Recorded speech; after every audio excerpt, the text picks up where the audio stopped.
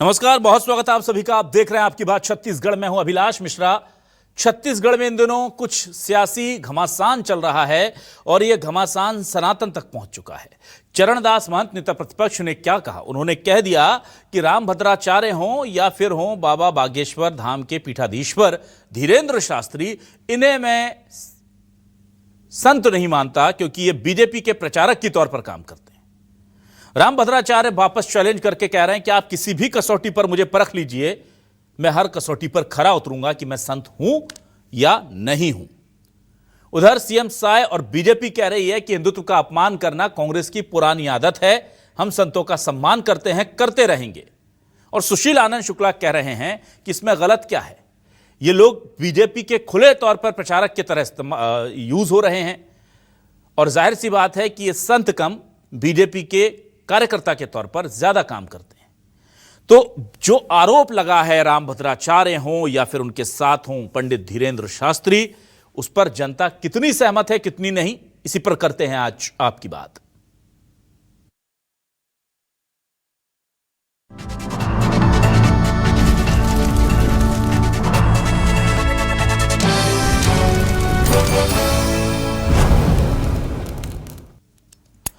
और आइए सबसे पहले सुनते हैं कि चरणदास महंत ने क्या बयान दिया है और उस पर क्या जवाब आया है रामभद्राचार्य जी का। जरा सुनिए। मैंने कहा रामभद्राचार्य जी की कथा सुनने मैं नहीं जाऊंगा, क्योंकि मैं उनको नहीं मानता कि वो हमारे जगत गुरु हैं। और जिस ढंग से वो भाजपा का प्रचार कर रहे हैं, वो सिर्फ भाजपा के प्रचारक हैं, वो अपने आप को सिद्ध कर रहे हैं। ऐसी जगह हमारे कांग्रेस के किसी आदमी को नहीं जाना चाहिए। ये नहीं लगता हमारे लोग कण कण में भगवान मानते हैं, तो हम लोग तो कण कण में भगवान मानने वाले लोग हैं। जो कण कण में भगवान नहीं मानता उनके पास हम जाना नहीं चाहते। अब इस पर क्या जवाब आया है रामभद्राचार्य जी की तरफ से, वो भी सुन लीजिए। मैं सब कुछ सुनने को तैयार हूं, परंतु यदि कोई मेरे जगत गुरुत्व को चैलेंज करेगा तो मुझे स्वीकार नहीं है। आज मैंने एक वीडियो सुना,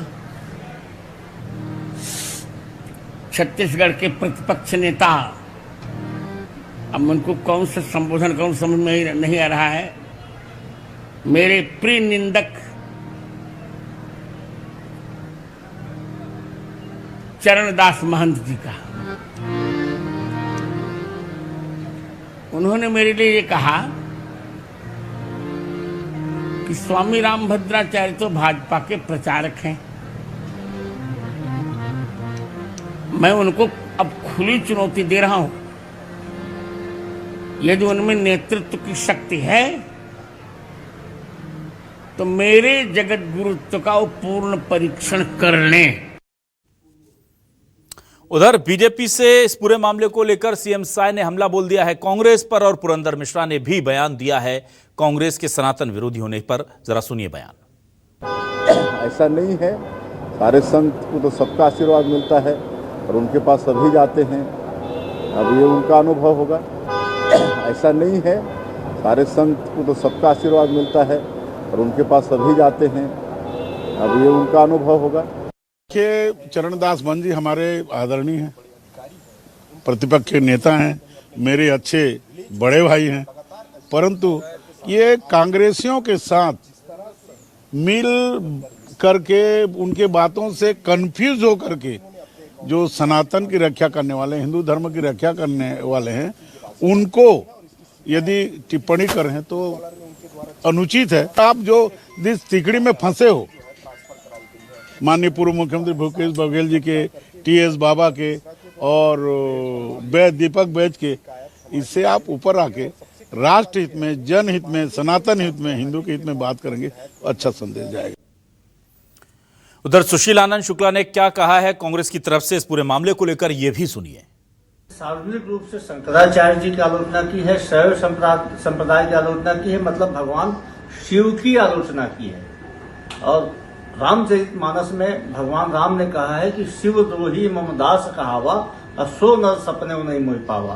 तो राम भद्राचार्य तो न राम के हैं न शंकर के हैं। राम भद्राचार्य वास्तव में भारतीय जनता पार्टी के हैं।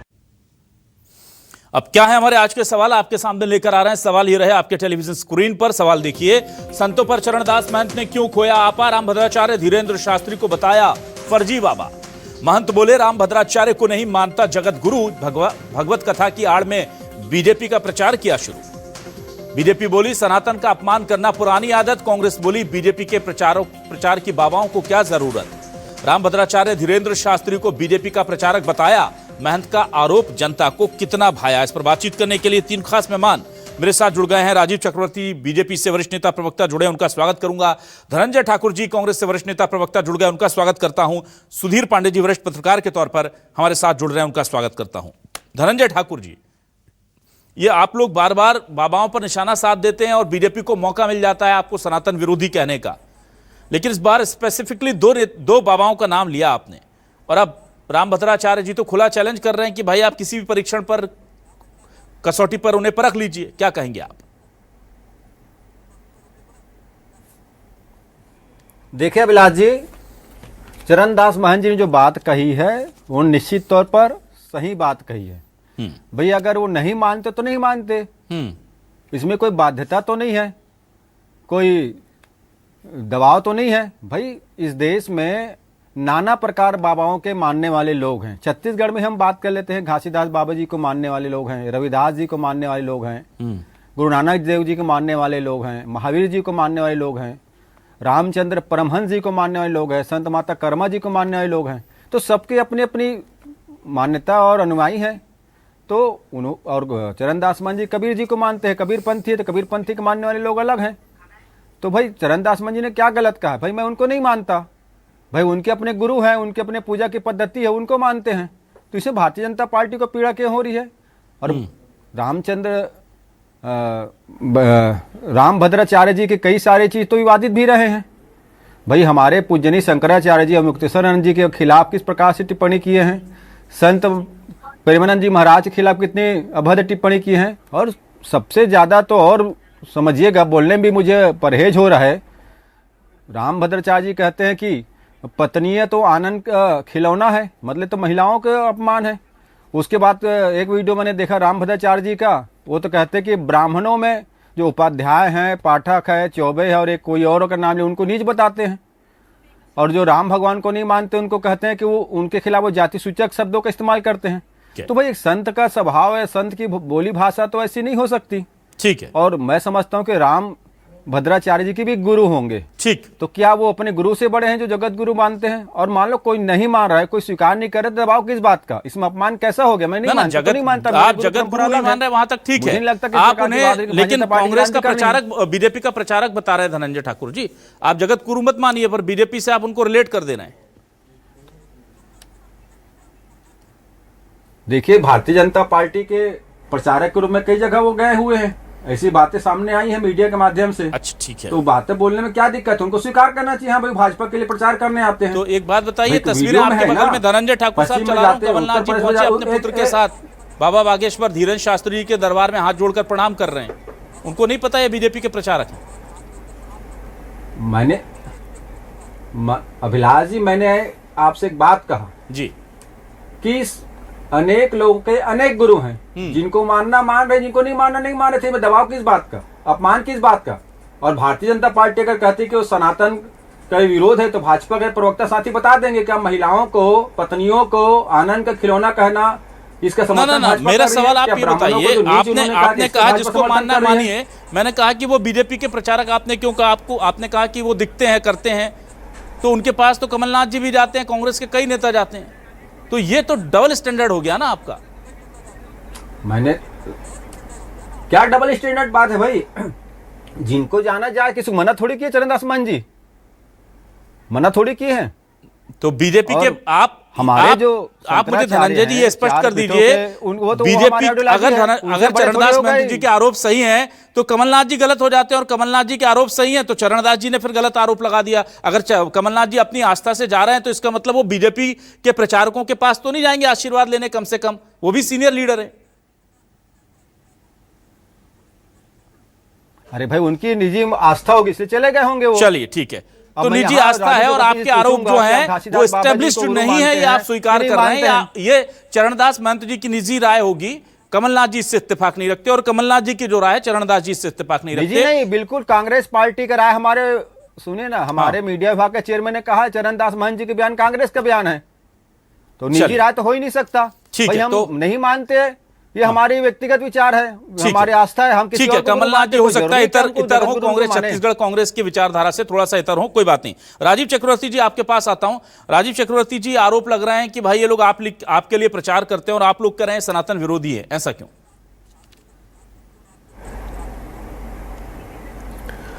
कांग्रेस का हाथ सनातन विरोधियों का साथ है।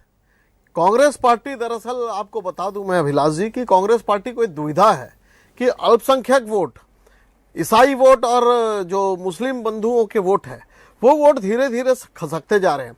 पश्चिम बंगाल में वो टीएमसी के साथ है, दक्षिण में वो डीएमके के साथ है, और कहीं कहीं किसी जगह में समाजवादी पार्टियों के साथ है।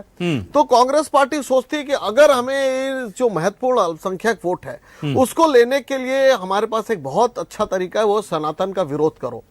तो कांग्रेस पार्टी के लोग या उनके अनुषंगिक संगठन के लोग या जो उनके जो गठबंधन है उनके लोग सनातन को कोड़ बताते हैं, और उसमें राहुल गांधी जी चुप रहती, पूरी कांग्रेस पार्टी के मुंह में दही जम जाता है। ठीक है। इसके अलावा समय समय पर कांग्रेस पार्टी के लोग, आप तो ये भी जानते होंगे कि जब राम मंदिर को लेकर आंदोलन चल रहा था तब कांग्रेस पार्टी ने कुछ नहीं किया। जब कांग्रेस के लीडरान जो काला कोट पहनकर अदालत में खड़े थे, राम सेतु नहीं है, राम का अस्तित्व नहीं, तमाम दलीलें पेश कर रहे थे।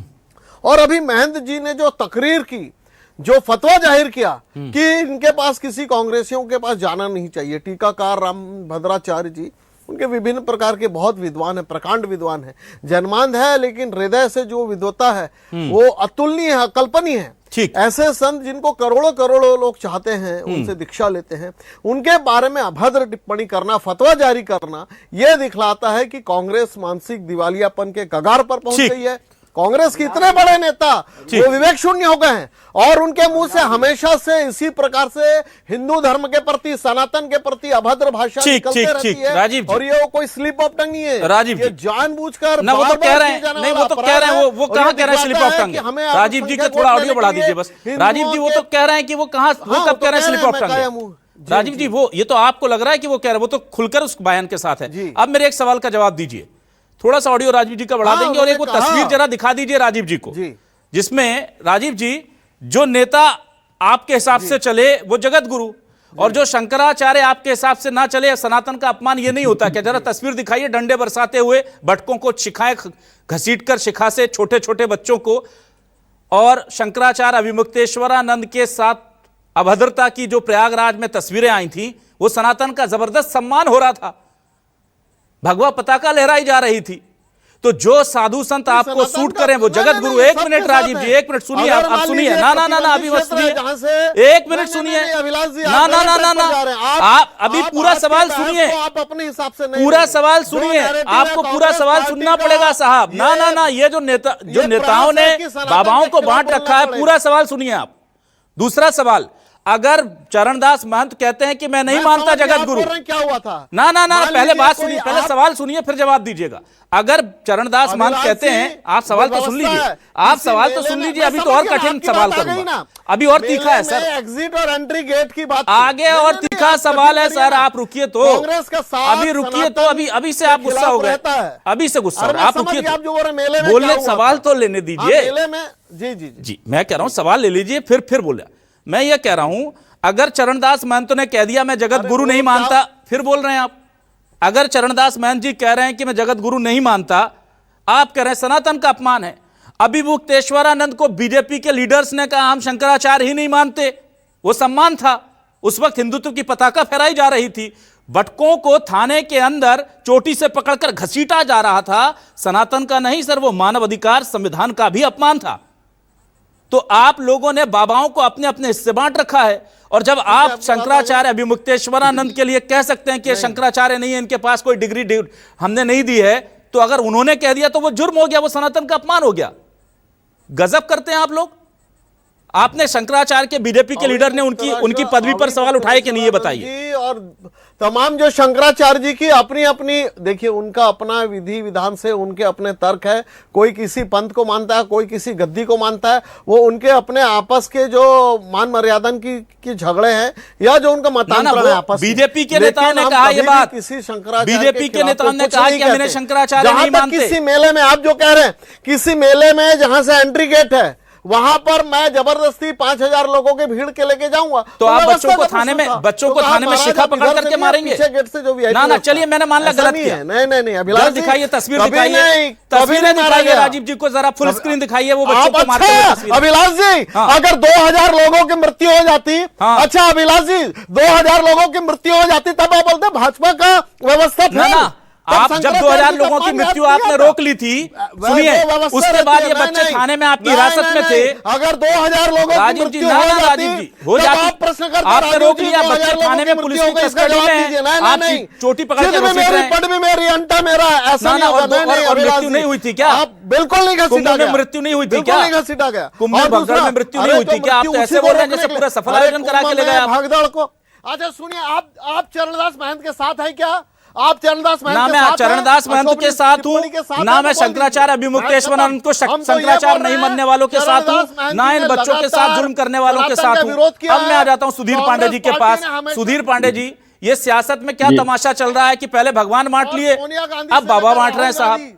सारे लोग सनातन का ये आपका सम्मान की तस्वीरें दिखा रहा हूं मैं, राजीव जी दिखा रहा हूं, और वो बयान भी सुनवा दूं आप कहो तो, जिसमें शंकराचार्य से कहा था कि वो शंकराचार्य उनको नहीं मानते। जब आपने कहा तो सही और उन्होंने कह दिया जगत गुरु नहीं मानते तो गलत। नहीं ना स्वामी अख्तरेश्वरानंद ने कहा कि मैं किसी नियमों को नहीं मानूंगा, मैं अपने 5000। आप छोड़िए, अभी ऑफिशियल बाइट आप दीजिए, आप ऑफिशियल बाइट दीजिए। आप अभिमुक्तेश्वरानंद को शंकराचार्य मानते हैं कि नहीं, बताइए, मानते हैं हाँ या ना? बिल्कुल मानता हूं, वो होंगे, आप होंगे, ये अपमान कर रहे हैं आप उनका। होंगे मतलब भाई हर सबके अलग अलग, तो उनको नहीं मानना? अपमान नहीं करो, मतलब होंगे, वो उनके पंथ के समर्थक के लोग होंगे, उनके पक्ष। सुधीर जी चलिए, अब आई बात राजीव जी की जुबान पर, दिल की बात जुबान पर आ गई कि उनके पक्ष। ये सर मुझे बताइए, ये बीजेपी के बाबा और कांग्रेस के बाबा रे बाबा, ये चल क्या रहा है? और ये अभी से नहीं चल रहा है, ये तो राजीव गांधी जी, इंदिरा गांधी जी की समय से मैं सुनता आ रहा हूं कि ये वाले संत और ये वाले शंकराचार्य जी बीजेपी के हैं, ये वाले संत और ये वाले शंकराचार्य जी कांग्रेस के हैं। मतलब धरती बांटी सागर बांटा, बांट लिया भगवान को, बाबा बांटे इंसान बांटे, मत बांटो इंसान को। अब करें क्या? अब ये बाबाएं भी बढ़ गए हैं सब। अब ये शंकराचार्य इनके, वो बाबा उनके, ये साधु इनके, वो संत उनके, वो उनके स्टार प्रचारक, वो उनके खास। पब्लिक करे तो क्या करे? वास्तव में अभिलाष जी, ये देखिए कि संत और राजनेता दोनों को अपने जबान पे बहुत कंट्रोल रखना चाहिए, बहुत संयम से बोलना चाहिए। ये बहुत दुर्भाग्यपूर्ण क्षण है कि सनातन और राजनीति के नाम पे दोनों अपनी अपनी मर्यादाएं लांघ रहे हैं। ये दुष्परिणाम है और ये सनातन का पतन का निशानी भी है। मैं तो यही कहूंगा सीधे सीधे, अगर सनातन में संत अगर अपने वाणी पे विराम नहीं रख पाते हैं, वो असंयमित होते हैं या किसी एक पक्ष में दिखते हैं, चाहे वो किसी भी पक्ष के हो, तो उनको स्वाभाविक उनकी स्वीकार्यता आम नहीं होगी। और मानने और नहीं मानने को लेकर के तो सनातन धर्म में बिल्कुल स्पष्ट है कि आप चाहे जिसको भी माने, पत्थर को भी भगवान मान सकते हो, आप पेड़ को भी भगवान मान सकते हो, और चाहे तो आप निराकार भी रह सकते हो। तो सारे संप्रदायों का हमारे यहाँ सम्मान है, सारी मान्यताएं हैं। ये लड़ाई अब असल में जो ध्रुवीकरण है देश में, जो ध्रुवीकरण हो रहा है सनातन वर्सेस सनातन विरोधी, इसी का दुष्परिणाम है। वोट बैंक के लिए हमें कम से कम इन बातों का ध्यान रखना चाहिए कि चाहे किसी का भी धर्म हो या चाहे कोई भी धर्म गुरु हो, उनका अपमान नहीं होना चाहिए। मगर इससे बड़ी मर्यादा संतों को भी बना करके रखनी होगी।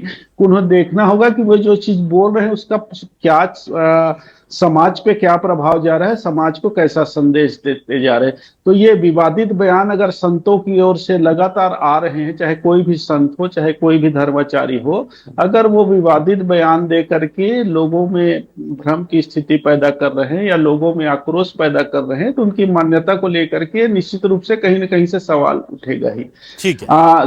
सारे संत मान्यता प्राप्त होते हैं, जो उनकी पीठ होती है उनको एक सम्मानजनक स्थान देती है, और उस सम्मान को बनाए रखना धर्माचार्यों का कर्तव्य है, मगर और राजनेताओं का कर्तव्य है कि वो इनके धर्माचार्यों को अगर अपनी जबान से कम ये दिखाने की कोशिश न करें, क्योंकि राजनेता तो सभी वर्ग और सभी धर्म के होते हैं, तो धर्माचार्य कोई भी हो उनको लेकर के इस तरीके का सीधा सीधा हमला करना या उनको पार्टी बनाना, तो कहीं न कहीं अपने ही वोट बैंक को नुकसान कर रहे हैं। ये चीज उनको भी समझना चाहिए। जी ठीक है, मैं जल्दी से आ जाता हूं धनंजय जी आपके पास। धनंजय जी, देखिए ये बड़ा दुर्भाग्य है कि हम कोशिश ये करते हैं पहले कि हिंदू मुस्लिम अलग हो जाए, फिर हिंदू हो जाते तो उसमें कर लेते हैं कि भाई ये वाले हिंदू जो है ये मेरी तरफ आ जाए, अगले पिछड़े हो जाएं, फिर अगले पिछड़े के बाद हम आ जाते हैं कि ये बाबा मेरे हो जाएं, उसके हो जाएं। सर, सियासत की अगर मैं सियासत शब्द बोलता हूं तो दिमाग में आता है बंटवारा, बांटने के लिए होता है, पर मैं राजधर्म की बात करता हूं तो वो होता है समाज को साथ लेकर चलना। तो सर, राजधर्म में अगर समाज को साथ लेकर चलना है तो राजनीति बांटने का काम क्यों कर रही है इस देश में? आप रामभद्राचार्य जी के लिए इस तरह शब्द कहने की कोई जरूरत ही नहीं थी, किसी ने पूछे नहीं था उनसे कि वो मानते हैं कि नहीं। चरणदास महंत जी, सर बोलने की जरूरत क्या थी? आप नहीं मानते मत मानिए, किसी की भावनाओं को ठेस पहुंचती जो उनको मानता है, बोलने की जरूरत ही क्या थी? सर, ये तो जानबूझ करके सियासत में एज ए टूल इस्तेमाल कर रहे हैं ना आप लोगों की भावनाओं को भड़काकर। देखिए अभिलाष जी, मैंने कहा ना, जब सवाल पूछे जाएंगे आप इस डिबेट के पहले एक बार और आपके डिबेट में बैठा तब भी मैं सवाल पूछे जाएंगे, पत्रकारों ने उनसे सवाल पूछा जगत गुरु को लेकर, तब उन्होंने जवाब दिया है। और आप ही मत बोलना कि आप पत्रकारों पे दोष मर रहे, मैं दोष नहीं मर रहा हूं ना, ये मत कहना, नहीं तो फिर आप उसको और कहीं दिशा में ले जाएंगे। दूसरी बड़ी बात, मैंने कहा ना स्वतंत्रता है। अभी आपके चैनल में इस चर्चा में शामिल होने से पहले एक और चैनल में मैं चर्चा में था, वहां पे मैंने एक महामंडलेश्वर जी उस डिबेट में शामिल थे, उन्होंने कहा भाई जगत गुरु रामभद्राचार्य जी ने कहा है कि मैं जगत गुरु मानने के लिए आपको बाध्य नहीं कर रहा हूं महंत जी के ऊपर में, और महंत जी ने कहा मैं नहीं मानता हूं। भाई तब विवाद कैसा, जब जगत गुरु जिनको कह रहे हैं रामभद्राचार्य जी, वो खुद कह रहे हैं मैं मानने के लिए आपको बाध्य नहीं कर रहा हूं। और चूंकि चरणदास महंत जी कबीरपंथ से, मैंने कहा कि घासीदास जी के मानने वाले हैं लोग यहाँ पर हैं, नानक जी के मानने वाले लोग हैं, सभी के अपने अपने हैं, बौद्ध के मानने वाले हैं, जैन धर्म के मानने वाले लोग हैं, ठीक है, तो भी ये थोपना क्यों?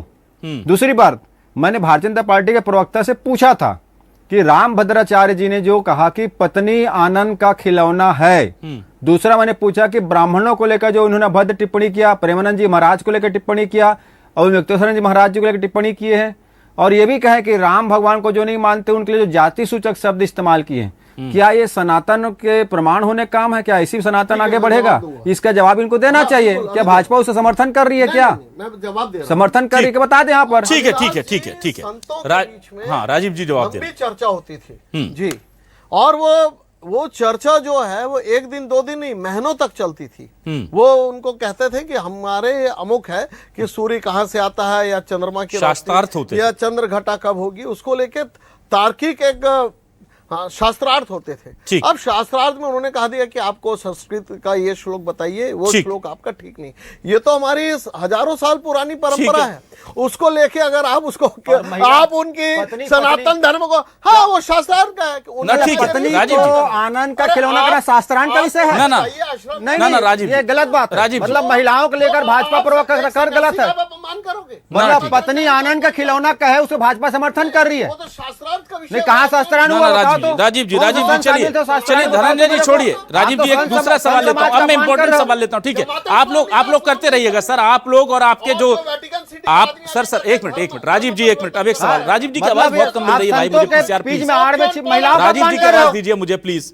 हाँ राजीव जी, मैं आपसे ये जानना चाहता हूँ, एक मिनट धनंजय जी, अब सॉल्यूशन की बात करते हैं। राजीव जी मुझे एक चीज बताइए, राजीव जी साधु संत समाज पूरा, उसमें रामभद्राचार्य जी भी जिनके सम्मान के लिए आज आप लड़ाई लड़ रहे हैं, बाबा बागेश्वर धाम जी जिनके सम्मान के लिए आज आप बैठे हुए डिबेट में, और वो शंकराचार्य अभिमुक्तेश्वरानंद जी जिनका सम्मान आपको लगता है कानून व्यवस्था बनाने के में आड़े आ गया था तो उसको दूषित कर दिया गया, दूषित कर दिया गया।